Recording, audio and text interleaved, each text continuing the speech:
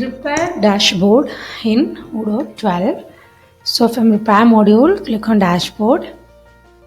Here we can see the details, the current month repairs, the current year repairs, the current month invoiceable repairs, the current month non-invoiceable repairs, the current month total parts amount, and the current month total operation amount. Here we can see repairs by month in current year repairs.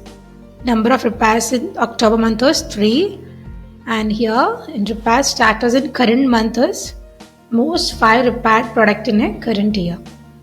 This is the overview of the repair dashboard. Get more details and support.